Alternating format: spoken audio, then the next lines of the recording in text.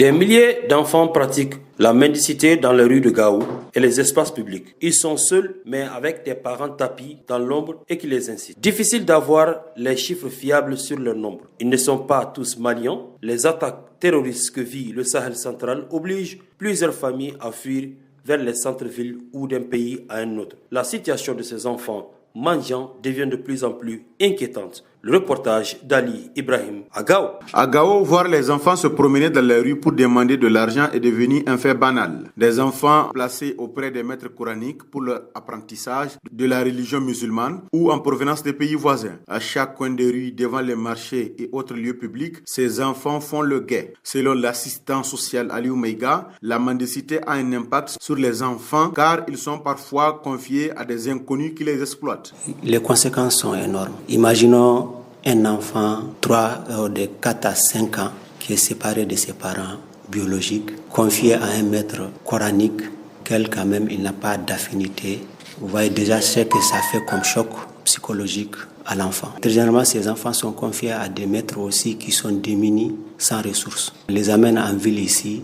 Très généralement, ce n'est pas pour l'apprentissage du Coran initialement mentionné. Pour Moussa Dagdou, la mendicité est un fléau qui interpelle tout le monde. Le jeune leader de Gao invite les populations locales à œuvrer pour y mettre un terme. C'est un fléau qui interpelle tout le monde, tant les acteurs étatiques que les acteurs religieux, que les acteurs communautaires. Et ce sont nos enfants. Tout ce qui leur arrive doit nous arriver, ça doit nous incomber, ça doit vraiment nous impacter directement. L'enseignant-chercheur Yacouba Diko souligne que la mendicité est une violation des droits des enfants et peut être vite éradiquée. Ça amène les enfants à être mal vus et ensuite il faut aussi, pour moi, il faut que les autorités prennent des garde-fous par rapport à la mendicité des enfants. Sinon, un jour, on va se réveiller et trouver que toutes nos rues sont bordées. Pour le directeur régional de la promotion de la femme, de l'enfant et de la famille de Gao, pour réduire le phénomène, il faut organiser des journées de plaidoyer à tous les niveaux pour pouvoir induire un changement de mentalité. Yolo Walabanou, directeur régional de la promotion de la femme, de l'enfant et de la famille. Pour un peu réduire,